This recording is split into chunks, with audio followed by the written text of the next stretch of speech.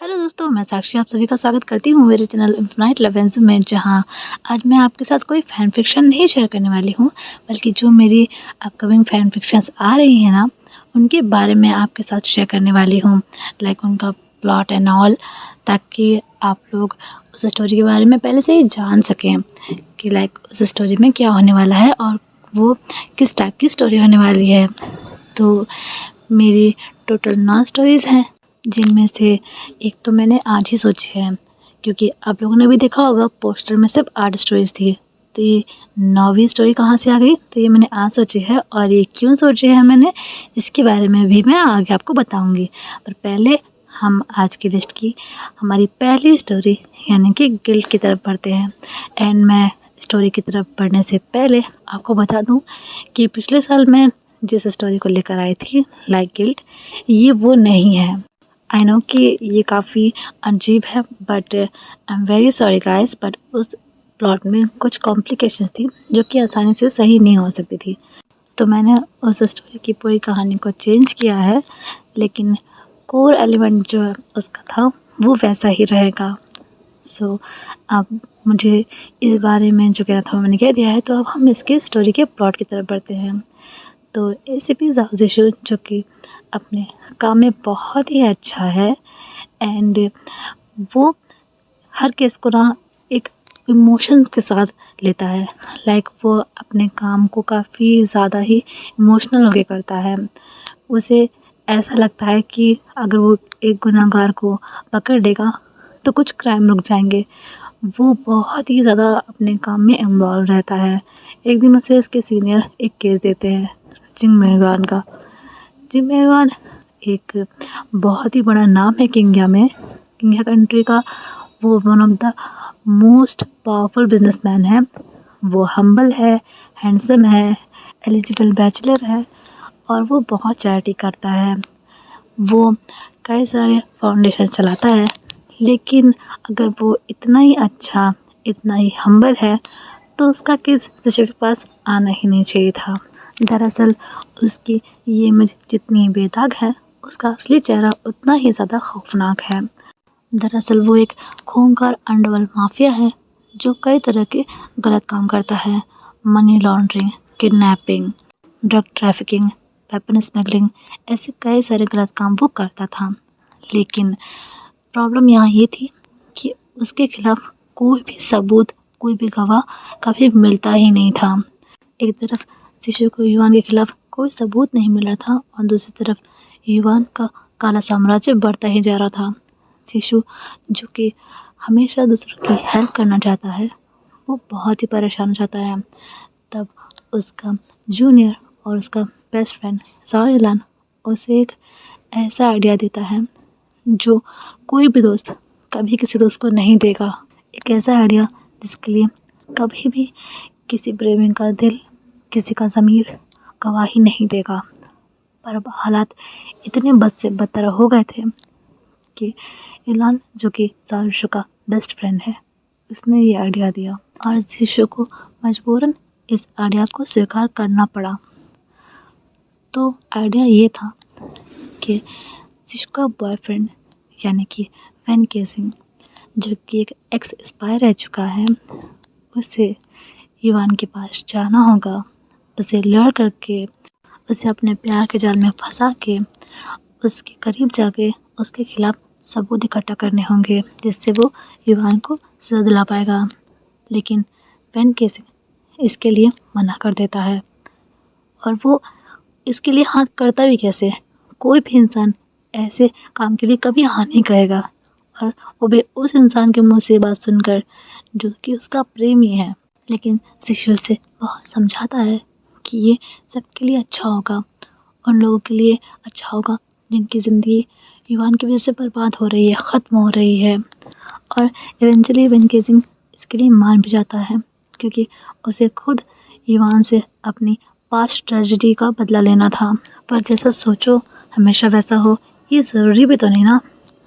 यहाँ से इनकी कहानी एक ऐसा मोड़ लेती है कि इस कहानी के सभी किरदार आपस में उलझ कर रह जाते हैं। तो अब ये देखना बहुत दिलचस्प होगा कि क्या वैन केसिंग अपने मिशन में कामयाब होता है क्या शिशु को वाकई में ईवन के खिलाफ सबूत मिलते हैं जिससे वो सजा दिला पाता है, या फिर इन सब की कहानी एक ऐसा मोड़ लेती है जिसके लिए ना तो कोई तैयार था और ना ही किसी ने सोचा था। ये सब जानने के लिए तो आपको ये फैन फिक्शन सुननी होगी। So get ready to see the roller coaster of emotions of relationships. I am just hoping कि आप सभी को ये फैन फिक्शन पसंद आए and I am really looking forward to record it. But अभी हम हमारी लिस्ट की दूसरी फैन फिक्शन की तरफ बढ़ते हैं, जो कि है when moon touch the stone. ये एक हिस्टोरिकल फैन फिक्शन है और ये मैजिक से रिलेटेड है। ये मैजिकल है, फैंटेसी मैजिकल। अभी यहाँ पर जो हमारा साउथ एशिया है वो अगेन एक राजकुमार है जानमोसन जागीर का, और उसके फादर हैं किन महाजैंग, जिनके 2 बेटे हैं, एक चैंगलिंग और एक शिशु। शिशु उनमें बड़ा है और वो काफ़ी ज़्यादा रिस्पॉन्सिबल भी है। वो हर चीज़ में काफ़ी अच्छा भी है और बहुत ही गुणी है। उसे शस्त्र शास्त्र सबका ज्ञान है। जहाँ चैंगलिंग थोड़ा सा शरारती है, वहाँ शिशु बिल्कुल ही शांत है। बट शिशु का एक सीक्रेट है, वो अपने राज्य के एक सैनिक यानी कि वैन केसिंग से प्यार करता है। पर वो प्यार अनकंडीशनल लव तो है ही, लेकिन वन साइडेड लव भी है, क्योंकि वैन केसिंग के दिल में और इसकी ज़िंदगी में तो पहले से ही कोई और है, और वो है सेनापति की बेटी किन ल्यूहान।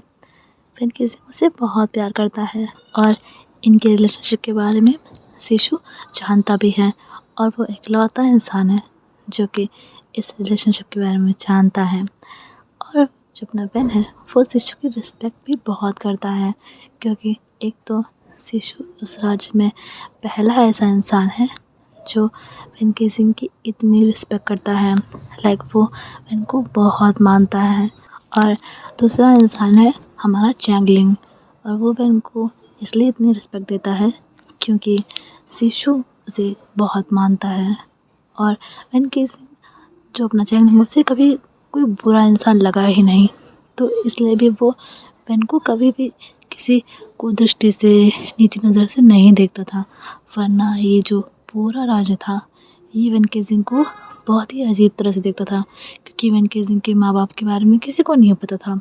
उसे तो महाराज एक बार किसी यात्रा में गए थे तो वहाँ से लेकर आए थे और कह रहे थे कि रास्ते में कहीं पड़ा हुआ मिल गया था, और सारा राज्य बस ये जानता है।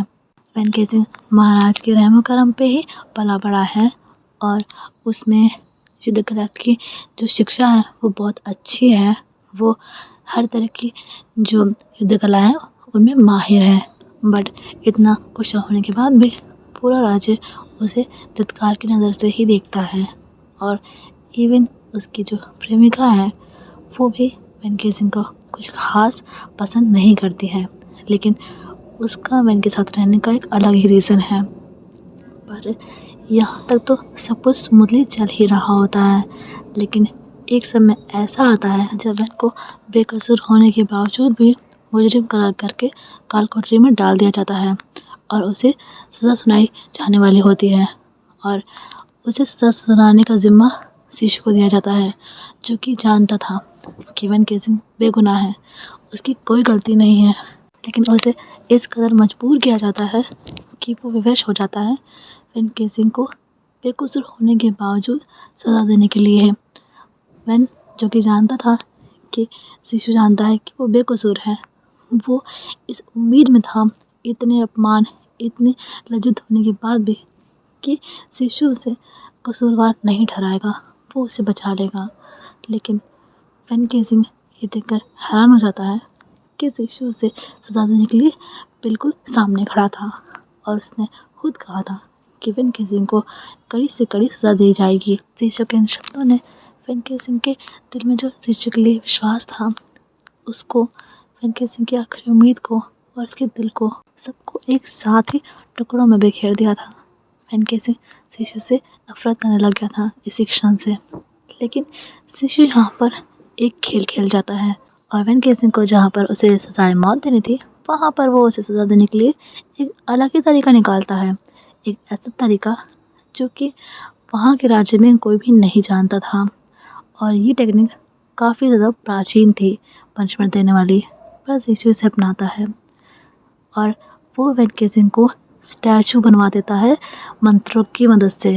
लाइक वैन केसिंग को जिंदा ही वो मूर्ति बनवा देता है और वैन केसिंग के केस को यहीं पर सब ख़त्म मान लेते हैं। पर ये तो शुरुआत थी, किसी को भी ये बात पता नहीं थी कि शिशु ने जानबूझकर इस टेक्निक को यूज़ किया था सिवाय चैंगलिंग के। शिशु को पता था कि अगर वैन केसिंग को वो सज़ा मौत देगा तो ये बहुत बड़ा गुनाह होगा, एक प्रेमी होने के नाते, एक इंसान होने के नाते और एक न्यायाधीश होने के नाते। इसलिए उसने इस टेक्निक को यूज़ किया था, क्योंकि इस टेक्निक के चलते वैन केसिंग को जिस तरह स्पेल से बांधकर स्टैचू बनाया गया है, उसी तरह स्पेल से उसे रिलीज़ करके वापस इंसान बनाया जा सकता है। अब शिशु ऐसे ऐसे हालात पैदा करने लग जाता है जिससे महाराज जिन्हें इस बात का ज्ञान हो चुका था कि वैन केसिंग को जीवित किया जा सकता है, वो मजबूरन शिशु को ये हुक्म देते हैं कि वो वैन केसिंग को वापस से जीवित करे और शिशु ग्लैडली ऐसा ही करता है। और यहाँ से जर्नी शुरू होती है नफ़रत की, मोहब्बत की, मैजिक की, मिस्ट्री की और कुछ ऐसे सवालों की जिनका जवाब तो इस स्टोरी में ही मिलेगा। जैसे कौन है वैन केसिंग, कौन है उसके माँ बाप और वैन केसिंग को ऐसे कौन से गुनाह में फंसाया गया है जिसके लिए उसे सज़ा मौत दी जा रही थी। और शिशु ने ये जो मेथड यूज़ किया है वैन केसिंग को सज़ा देने के लिए जिससे उसकी जान बचाई भी जा सके, उसके कॉन्सिक्वेंसेस क्या होंगे और शिशु ने ऐसे कौन से हालात पैदा कर दिए कि महाराज स्वयं मजबूर हो गए वैन केसिंग को वापस से जीवित करने के लिए। सो इन सभी सवालों के जवाब तो आपको स्टोरी में ही मिलेंगे। सो ये है मेरी second fan fiction when moon touched stone. I hope कि आपको इसका प्लॉट समझ में आ गया हो, मैंने ठीक से एक्सप्लेन किया हो। अब हम हमारी तीसरी स्टोरी यानी कि हमारी थर्ड स्टोरी डोरी की तरफ बढ़ते हैं, जिसका प्लॉट कुछ ऐसा है कि वैन केसिंग जिसका रिसेंटली ब्रेकअप हुआ है, वो अपने कज़न की शादी में अपनी नानी के घर जा रहा होता है। ब्रेकअप को हैंडल ना कर पाने के कारण वो आउट ऑफ फोकस तो था ही और उसने ड्रिंक भी कर रखी होती है। इन्हीं सब चक्कर में उससे एक एक्सीडेंट हो जाता है और जिसका एक्सीडेंट होता है वो लड़की ऑन द स्पॉट मर जाती है और उस लड़की की आज शादी थी। अब वहाँ पर जो गाँव वाले थे वो वैन केसिंग को पकड़ लेते हैं और मुखिया के पास लेकर आते हैं और जिसकी शादी थी वो मुखिया का बेटा ही था, शिशु। अभी गांव में सब लोग वैन केसिंग को उल्टा सीधा ही बोल रहे होते हैं क्योंकि आज शादी के दिन में उसने इतना बड़ा कांड कर दिया है और वैन केसिंग बिल्कुल ही बदहवास हो गया होता है। उसे अपने ऊपर बहुत ज़्यादा घिन आ रही होती है कि उसने एक मर्डर कर दिया है एक लड़की का अपनी कमज़ोरी की वजह से। और अब सिचुएशन ऐसी होती है ना कि एक वीक में शिशु का जन्मदिन था, 25वां जन्मदिन, और उससे 3 दिन पहले यानी कि जिस दिन में ये कांड हुआ था उसके 3 दिन बाद फुल मून है और उस फुल मून से पहले और शिशु के 25वें बर्थडे से पहले शिशु की शादी हो ही जानी चाहिए और अगर ऐसा नहीं हुआ तो शिशु की मौत हो जाएगी। और ऐसा मुखिया जी का मानना था, ये सच नहीं था, ये बस एक सुपरस्टिशन था और शिशु भी इन सब में नहीं मानता था पर उसे मजबूर किया जा रहा था शादी के लिए। एंड जो गांव वाले थे उनमें ये अफवाह थी कि शिशु से जो भी लड़की शादी करेगी उसकी मौत हो जाएगी शादी वाली रात, जिससे शिशु की जान बच जाएगी और उस लड़की की ज़िंदगी जो है वो शिशु को मिल जाएगी और शिशु के हिस्से की मौत उस लड़की को मिल जाएगी। तो कोई भी लड़की शिशु से शादी करना ही नहीं चाहती थी। शिशु खुद ही शादी नहीं करना चाहता था पर उसके फादर उसे फोर्स कर रहे थे इसके लिए। और जो लड़की आज मरी थी उसे भी वो लोग किडनैप करके लेकर आए थे। अब ऐसी सिचुएशन में जब लड़की ही मर गई है और गांव में कोई भी लड़की शिशु से शादी करने के लिए तैयार नहीं थी, तो मुखिया जी जो कि अपने अंधविश्वास में इतने अंधे हो गए थे, वो वैन से ही कहते हैं कि वो शिशु से शादी करे वरना वो पुलिस कंप्लेन करवा के अपने बहन को जेल करवा देंगे, क्योंकि ऑब्वियसली वो लड़की उसकी गाड़ी से ही मरी है। अभी वैन केसिंग बहुत ज़्यादा सोचता है और उसे अपनी चिंता नहीं थी क्योंकि वो उस सिचुएशन में नहीं था कि अपने बारे में कुछ सोच सके। वो ऑलरेडी बहुत गिल्ट में था, लेकिन उसे अपने कज़िन के बारे में सोचना था।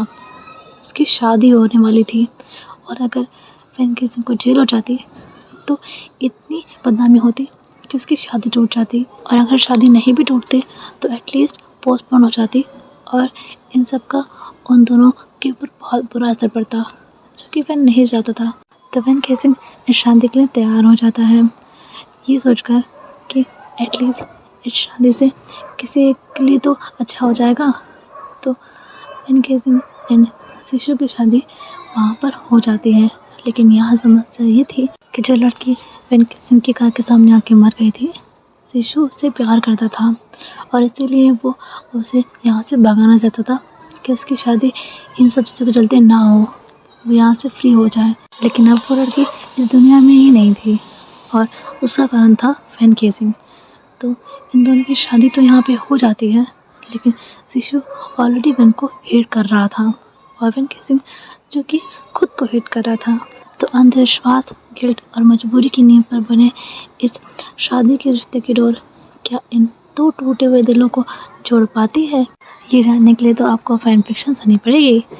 सो आई होप कि आप लोगों को ये फैन फिक्शन जब भी आए आपको अच्छी लगे, एंड आई होप कि मैंने प्लॉट ठीक से समझा दिया हो। तो ये थी मेरी तीसरी फैन फिक्शन डोरी, और अब हम हमारी चौथी फैन फिक्शन की तरफ बढ़ते हैं, जिसका नाम है अंजाम। तो हमारी कहानी का पहला मेन लीड यानी कि साउ शिशु एक फेमस नॉवल ऑथर है।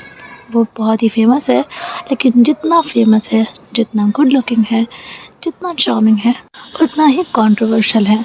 लाइक उसके अफेयर्स की खबरें ऐसे मार्केट में घूमती हैं जैसे कि हवा में ऑक्सीजन। तो वो इन सब चीज़ों में काफ़ी घिरा रहता है, इन विवादों में वो हमेशा ही रहता है, और वो इसके लिए कोई क्लैरिफिकेशन भी नहीं देता कभी भी। एक बार जब उसकी रिसेंट नॉवल बहुत ज़्यादा फेमस हो जाती है, तो वो अब अपने काम से टायर्ड होकर कुछ दिनों के लिए कहीं बाहर जाने का सोचता है। कुछ दिनों बाद वो अपने सिस्टर के साथ घोस्ट वैली शहर आता है अपने वेकेशन को सेलिब्रेट करने के लिए, और वहाँ पर एक दिन वो एक खूबसूरत सी फ्लावर शॉप के ओनर को देखता है, जहाँ वो किसी काम से गया था फ्लावर का बुके लेने। वहाँ पर वो वहाँ के ओनर को देखता है, जो है अपना फ़ैन केसिंग, बेइंतहा खूबसूरत पर मिस्टीरियस।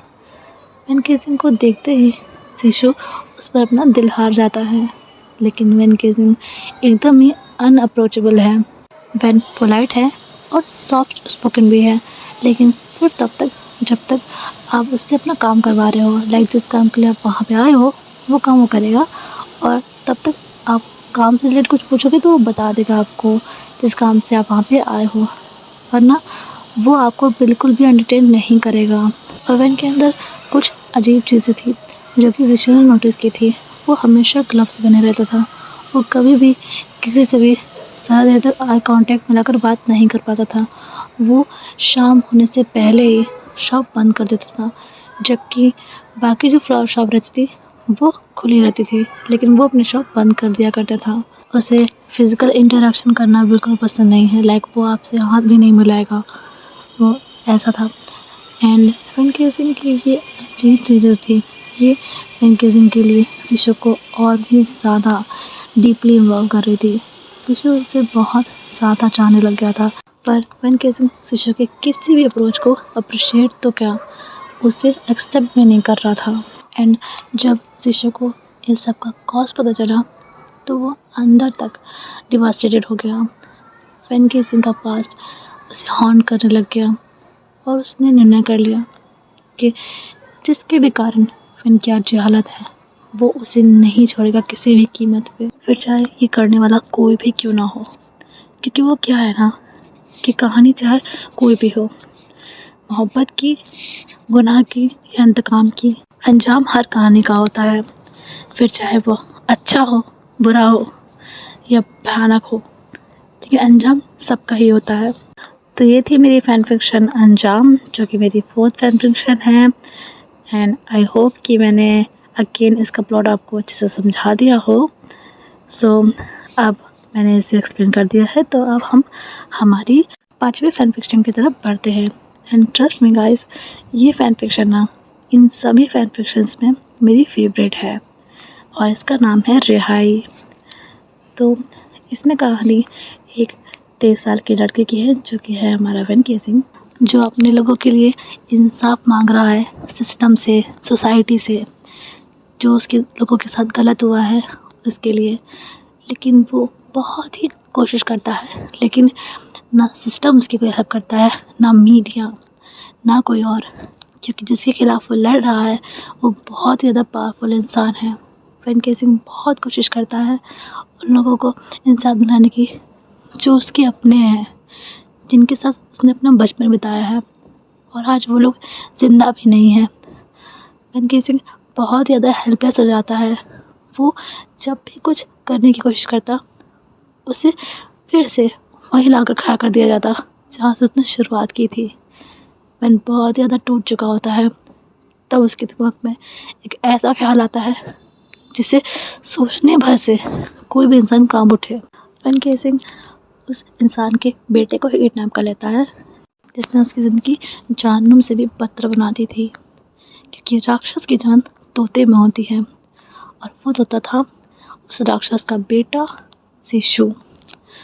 और वेन केसिंग उस तोते को ही कैद कर देता है ताकि किन महसेंग, जो कि शिशु का फादर है, वो अपना गुनाह खुद कबूल करे। पर क्या जैसे वेन केसिंग ने सोचा था वैसा कुछ हो भी पाएगा, या हमेशा की तरह किन महसेंग फिर से जीत जाएगा, या फिर एक नई ही कहानी लिखी जाएगी यहाँ से, जो कि वेन केसिंग, शिशु और किन महसेंग इन तीनों की समझ से एकदम ही परे थी। एंड ट्रस्ट मी गाइस, ये कोई dark fantasy romance fan fiction नहीं है। मैं उस तरह के थिंकिंग में, उस तरह के सिंड्रोम्स में बिलीव नहीं करती कि रोमांस के नाम पर मैं स्टॉकहोम सिंड्रोम परस्त हूँ। तो मैं उस तरह की सिचुएशन में अपनी फैन फिक्शन को नहीं डालूँगी। ये कहानी डिफरेंट है and that's what I like about this story, क्योंकि ये कोई स्टॉकहोम सिंड्रोम या फिर ट्रॉमा बॉन्डिंग वाली स्टोरी नहीं है जिसे एक लव का एंगल दिया जाए। It's a different story. So that's what I wanted to say about this story and I hope कि मैंने आपको इसका प्लॉट समझा दिया और ठीक से। एंड अब हम इस फैन फिक्शन से आगे बढ़ते हैं एंड यहाँ पर ही जो फैन फिक्शंस वेंजो की थी यहीं पर ख़त्म होती हैं। लाइक ये 5 फैन फिक्शंस जो थी वे वेंजो की थी, ये यहीं पे इनकी लिस्ट ख़त्म होती है। एंड अब हम विलान पे आगे बढ़ते हैं। तो जो हमारी फर्स्ट फैन फिक्शन है विलान की, वो है अनफिनिश्ड ऑफरिंग। ये ब्लैक मैजिक रिचुअल वाली फैन फिक्शन है एंड इसका प्लॉट कुछ ऐसा है कि हमारी याकिन जो होती है उसे चीट किया जाता है उसके हस्बैंड द्वारा एंड वो बहुत ज़्यादा डिवास्टेटेड हो जाती है। सो वो उससे एंड उसकी जो बीवी थी जो हिडन थी उससे बदला लेना चाहती थी and they had a child. So उसे उन तीनों को ही सबक सिखाना था, उन्हें डिस्ट्रॉय करना था, जिसके लिए वो एक नॉर्मल तरीका नहीं चूज़ करती है, वो उन्हें बहुत ही बुरी तरह से ख़त्म करना चाहती थी। तो वो एक शेमन के पास जाती है एंड उसे अपनी सारी बात बताती है। तो वो कहते हैं कि ठीक है, आपकी काम हो जाएगा, लेकिन बदले में आप जिस डीमन से डील कर रही हैं वो आपसे जो चाहेगा आपको मानना होगा एंड आप अभी भी रुक सकते हो, क्योंकि अगर एक बार ये डील हो गई तो आपको चाहे जितनी में दया आएगी पर वो डील रुकेगी नहीं। पर याकिन निर्णय कर चुकी थी और वो डील फाइनल हो जाती है, बस कीमत देनी थी वापसी की। सो याकिन जैसे चाहती थी वैसा हो जाता है और उसका बदला भी पूरा हो जाता है और अब बारी आई थी उस बदले की कीमत चुकाने की। लाइक जो डील याकिन ने की थी उसकी डील चुकाने की, उसकी कीमत देने की। तो करना ये था कि डीमन को एक ऐसे लड़के की बलि देनी है जिसके जो जन्म तिथि है वो क्लेवन फ्राइडे की हो। क्लेवन फ्राइडे एक बहुत ही स्पेशल डेट होती है एंड बहुत पावरफुल होती है एंड इन ब्लैक मैजिक में उसकी बहुत ख़ास अहमियत होती है। तो क्लेवन फ्राइडे के दिन जो पैदा होगा उस लड़के की आपको बलि देनी है, वो भी एक ख़ास तरह की रिचुअल करके और एक ख़ास हथियार से आपको उसकी जान लेनी है। एंड उसके बाद आपको जो आपका ये डील है ये कंप्लीट मिल जाएगी। वरना अगर ये डील टूटी और आपने वैसा नहीं किया तो आपके साथ बहुत बुरा होगा। यकीन इसके लिए तैयार हो जाती है। लेकिन अब क्लियन फ्राइडे का जो जन्मा बच्चा है वो कहाँ से लाया जाए, तो उसे फिर एक लड़का मिल भी जाता है जो कि उसके ड्राइवर का बेटा शनवई होता है। एंड शनवई जो उसके दोनों छोटे छोटे बच्चे थे उनको ट्यूशन भी पढ़ा दिया करता था, क्योंकि उन बच्चों को शनवई बहुत पसंद था।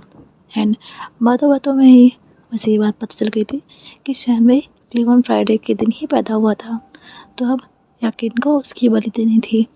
एंड सब कुछ वो प्लान कर लेती है। लेकिन जब वो शनवई को ड्रग कर रही होती है कि वो बेहोश हो जाए तो उसे ले जाना आसान हो, तब उसके फादर ही देख लेते हैं। तो यकीन जैसे बस अब ये डील पूरी करनी थी, वो शनवई के फादर को मार देती है। एंड शनवई को उस रिचुअल वाली जगह पे लेकर भी चली जाती है। एंड वहाँ पर वो रिचुअल कंप्लीट कर भी देती है, जो कि बहुत ही ज़्यादा भयानक होता है। लेकिन वो शनवई को उस हथियार से स्टैम्प कर पाती उससे पहले ही वहाँ पर कुछ गुंडे आ जाते हैं जो कि ह्यूमन ट्रैफिकिंग वाले होते हैं। एंड वो वहाँ पर इसीलिए पहुँच पाए थे क्योंकि जहाँ पर ये रिचुअल हो रही थी वो कब्रिस्तान का एरिया था और वहीं पर रात में ये रिचुअल परफॉर्म करनी थी। अब वो लोग वहाँ पर अचानक से आकर यकीन के सर पे उसे चोटिल करके वहाँ से शनवई को ले जाते हैं ताकि वो उसे बेच सकें अच्छी खासी कीमत पे। और शनवई को वो लोग एक जगह पे लेके जाते हैं, पर शनवई वहाँ से भाग जाता है। वो लोग उसे वापस से पकड़ के लाते हैं और इस पर उसे बहुत मारते हैं। एंड उसे इतना मारा जाता है कि वो बहुत ज़्यादा लहूलुहान हो जाता है। तो वो लोग उसे हॉस्पिटल लेकर जाते हैं क्योंकि ये अगर मर जाता तो फिर शनवई को लाने का यहाँ पे फ़ायदा ही क्या होता। तो वो लोग उसे हॉस्पिटल लेके जाते हैं। एंड वहाँ पर एक केस आया होता है, एक ब्लड कैंसर के पेशेंट का केस, जिसके शरीर में खून नहीं बन रहा था क्योंकि ऑब्वियसली जो ब्लड कैंसर होता है उसमें खून पानी बन जाता है। एंड उसको एक स्पेशल टाइप के ब्लड की ज़रूरत थी जो कि था गोल्डन ब्लड, और वो वहाँ पर फ़िलहाल नहीं था। एंड जो ब्लड कैंसर का पेशेंट था वो हमारा ज़ावेलान था।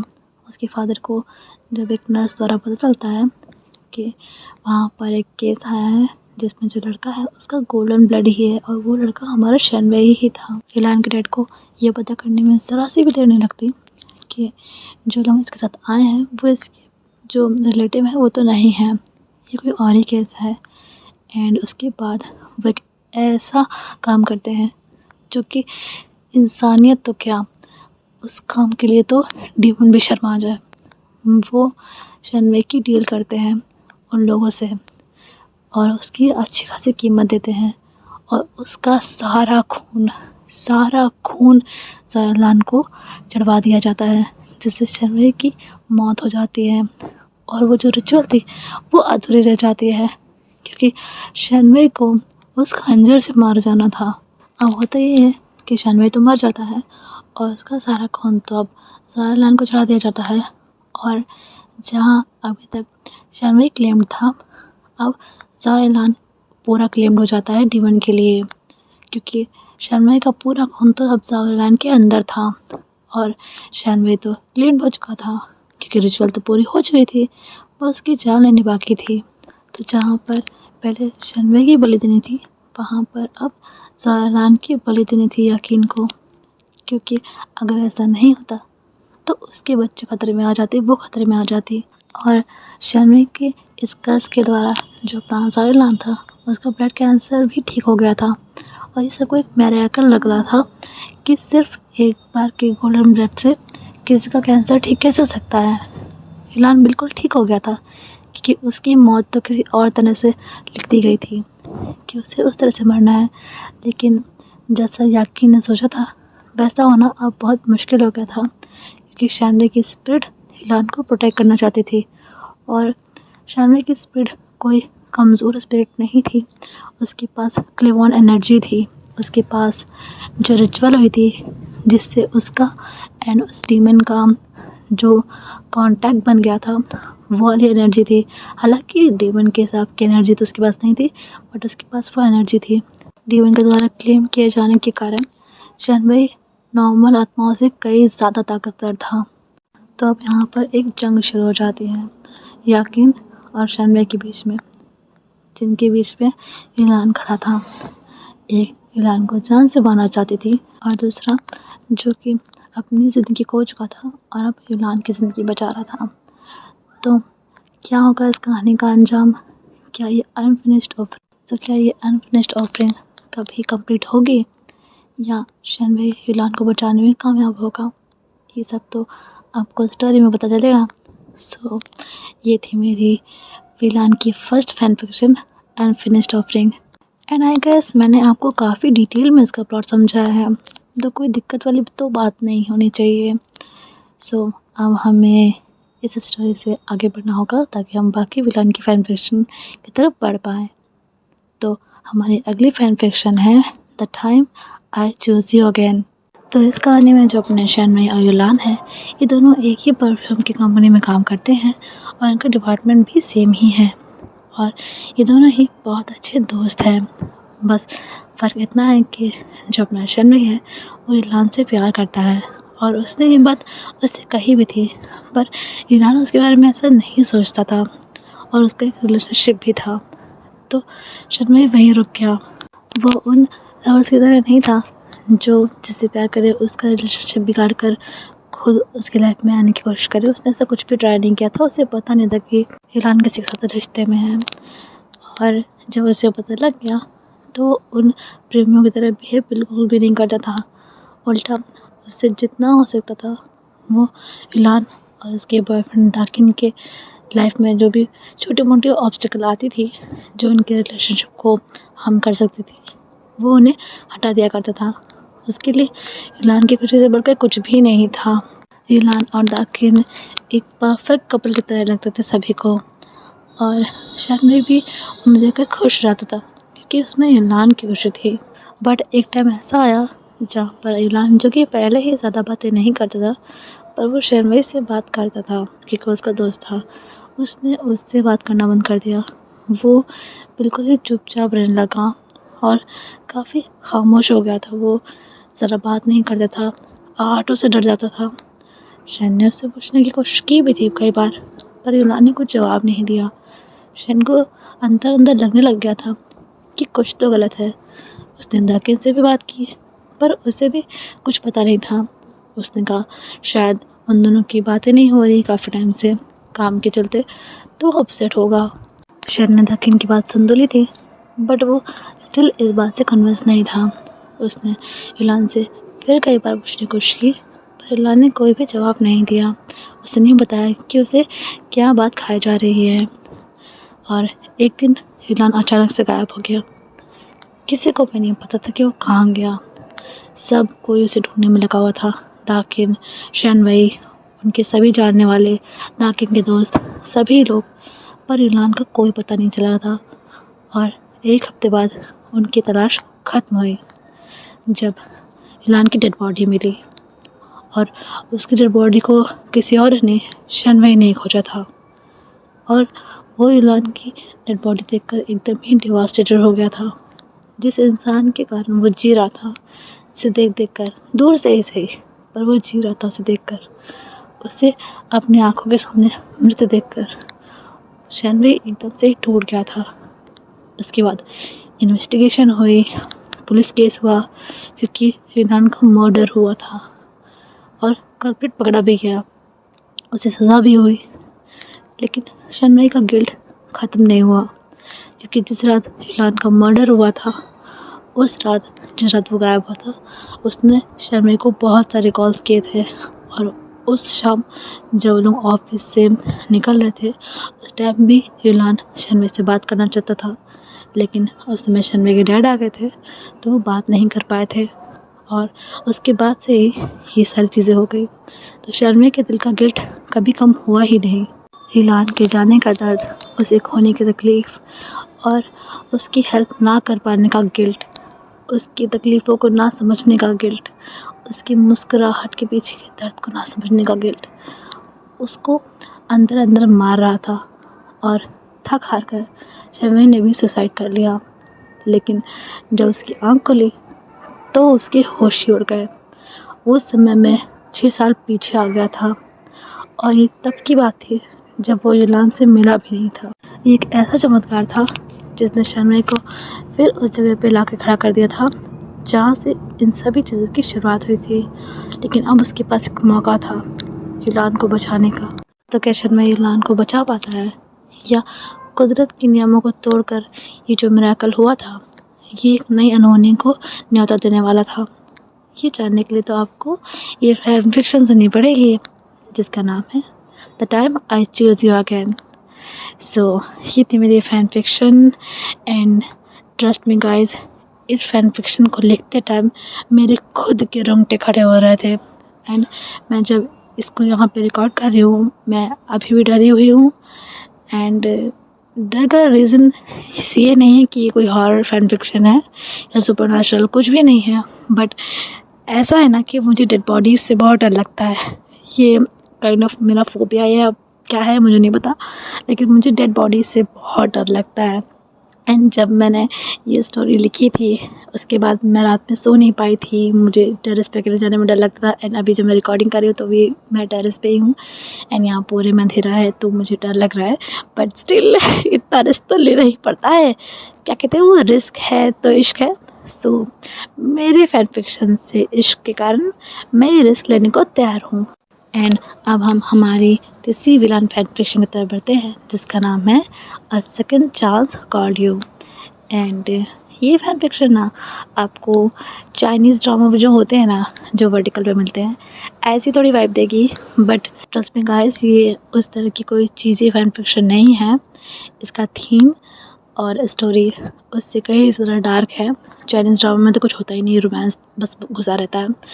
ये फैन फिक्शन उससे कहीं ज़्यादा डार्क है एंड मेरे ख्याल से ये विलान की सबसे ज़्यादा डार्केस्ट फैन फिक्शन है। इन सभी में जितनी अभी विलान की मैं पेश कर रही हूँ उनमें सबसे ज़्यादा डार्क यही वाली है। तो इसमें स्टोरी कुछ ऐसी है कि शैन वेई जो कि एक बिजनेसमैन है एंड वो हर चीज़ को कंट्रोल कर कर ही खुश हो जाता है। लाइक उसे ऐसा लगता है कि उसे जो चीज़ पसंद है उसे वो कंट्रोल करके ही हासिल कर सकता है। और ऐसा वो शुरू से नहीं मानता था, उसने एक्सपीरियंस से ये सब सीखा है।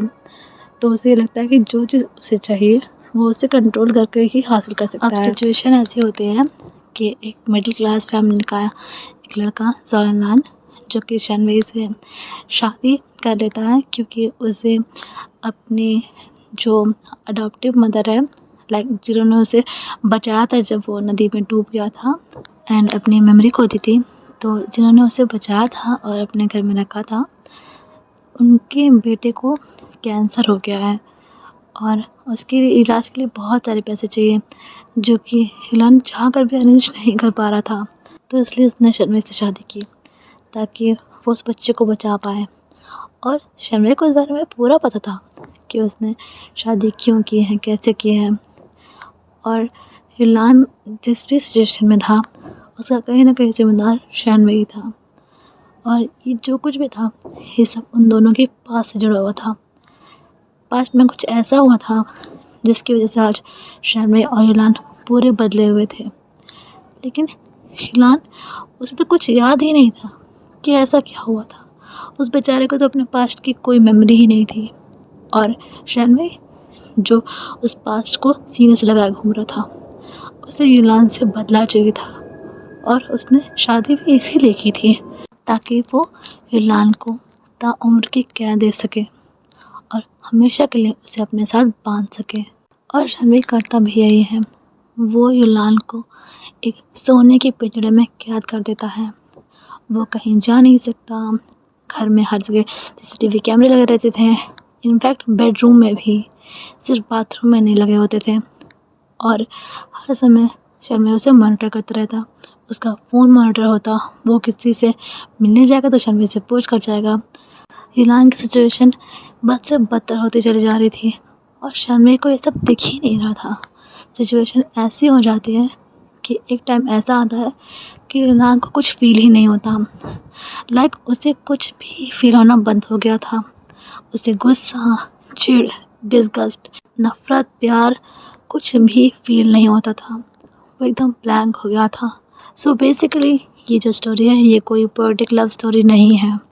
ये स्टोरी आपको बताती है कि मिसअंडरस्टैंडिंग और ऑब्सेशन जब मिल जाता है तो वो किस हद तक ख़तरनाक हो सकता है और कैसे वो किसी नॉर्मल से इंसान की ज़िंदगी को नर्क बना सकता है। This story is about love, hate, conspiracy, betrayal, misunderstanding, control, power imbalance, desires, redemption, guilt, and a psychological illness which called emotional numbness, where a person can't feel anything, can't express anything, is a blank. So that's what I wanted to say about this story. I hope कि आप इसका plot समझ गए हों and जो मैं बोलना चाह रही थी वो आपको समझ में आ गया हो। सो अब हम इस लाइनअप के वाइल्ड कार्ड की तरफ चलते हैं। लाइक जिससे इस लाइनअप में होना ही नहीं चाहिए था पहली बात तो, क्योंकि लाइनअप तो आर्ट फैन फिक्शन का था। लेकिन वो क्या है ना, विलन के इफेक्ट जितनी भी है ना तीनों, वो डार्क है। भले उनका जॉनरा अलग है बट डार्क तो वो तीनों ही है, फैन फिक्शन है। तो यहाँ पर एक नॉर्मल सी फैन फिक्शन तो होनी ही चाहिए थी। तो बस मेरे दिमाग में आई एंड मैंने उसे इस लाइनअप पे ऐड कर दिया। ये फैन फिक्शन सुपरनैचुरल है लेकिन डार्क नहीं है, बस सुपरनैचुरल रोमांस फैंटेसी है। इस फैन फिक्शन का नाम है द रेजाइड म्यूज़ियम, जिसकी कहानी कुछ ऐसी है कि हमारा जो जॉयलान है ये एक कॉलेज स्टूडेंट है और एक रेस्टोरेंट में वो पार्ट टाइम जॉब करता था। लेकिन उसके जो ओनर थे वो रेस्टोरेंट और उनकी जितनी भी प्रॉपर्टी थी वो बेचकर अब्रॉड शिफ्ट हो गए थे। इसलिए जो जॉयलान था उसकी जॉब चली गई थी और उसे जॉब की अभी बहुत ज़्यादा ज़रूरत थी।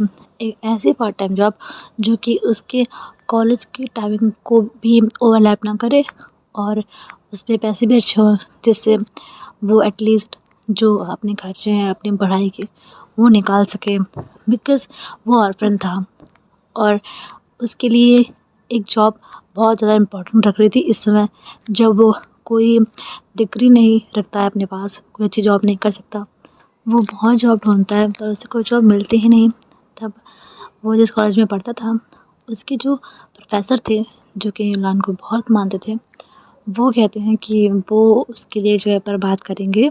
हालांकि उस जगह पर जॉब मिलना बहुत मुश्किल है, लेकिन अगर मिल गई तो ये उसकी खुशकिस्मती ही होगी। और जो उसके प्रोफेसर थे वो थे अपने सूजियो। अभी सूजियो जिस जगह पर अपने यूलान की जॉब लगवाना चाहते थे वो वही म्यूज़ियम था। सूजियो यूलान के लिए उस म्यूज़ियम के ऑनर यानी कि अपने शनवई से बात करता है कि वो उसे यहाँ पे अपॉइंट कर ले, जिस पे शनवई सीधा ही जियो को मना कर देता है क्योंकि उसके अपने कारण थे। लेकिन सूजियो बताता है कि उसे जॉब की बहुत ज़्यादा ज़रूरत है और बहुत ज़रूरतमंद लड़का है, विश्वास पात्र है और यहाँ पर रहेगा तो उसकी हेल्प हो जाएगी। शनवई ना चाहते हुए भी उसे काम पे रखने के लिए तैयार हो जाता है। अब यूलान का काम ये था कि यूलान के यहाँ पर नाइट शिफ्ट लगने वाली थी और उसे यहाँ पर म्यूज़ियम के सारे सिक्योरिटी सिस्टम को चेक करना था। कुछ भी गड़बड़ नहीं होनी चाहिए। लाइक उसे यहाँ पर इस म्यूज़ियम की आंखें बन के रहना था। सारे सिक्योरिटी सिस्टम काम कर रहे हैं कि नहीं, सारे सीसीटीवी में क्या हलचल हो रही है, सब कुछ। क्योंकि ये म्यूज़ियम कोई साधारण म्यूज़ियम नहीं था, ये म्यूज़ियम अपने आप में एक रहस्य का ख़जाना था। तो दूसरे लोगों के लिए जो कि इस म्यूज़ियम को ठीक से नहीं जानते हैं, उनके लिए भी ये म्यूज़ियम कोई साधारण म्यूज़ियम नहीं था। इस म्यूज़ियम में आपको वो कहानियाँ, वो आर्टिफैक्ट्स मिल सकते थे जो कि आपको कहीं पे नहीं मिलने वाले थे। इतिहास की वो कहानियाँ, वो किस्से, वो प्रेम कहानियाँ, वो गाथाएँ जो इतिहास के पन्नों में कहीं दर्ज नहीं हैं, जिन्हें लोग भुला चुके हैं, जिन्हें हिस्ट्री ने कभी अपनाया नहीं, वो कहानियाँ आपको यहाँ पर मिलने वाली थी। यहाँ पर कई सारे ऐसे लोगों की निशानियाँ थी जो कभी हमारी हिस्ट्री का हिस्सा रहे ही नहीं। ये और ऐसी कई सारी बातें थी जो इस म्यूज़ियम को दूसरे म्यूज़ियम से अलग बनाती थी। जैसे कि यहाँ पर विज़िटिंग का कोई चार्ज नहीं था। यहाँ पर कोई टूरिस्ट प्लेस की तरह इसे नहीं बनाया गया था। यहाँ पर जो भी आता था वो अपने फ़ोन्स बाहर ही सबमिट करता था, और अगर वो अपने साथ कैमरा भी लाया है तो भी वो बाहर ही सबमिट होगा। कोई भी किसी भी तरह का कैमरा, फ़ोन कुछ भी यहाँ पे अलाउड नहीं होता था।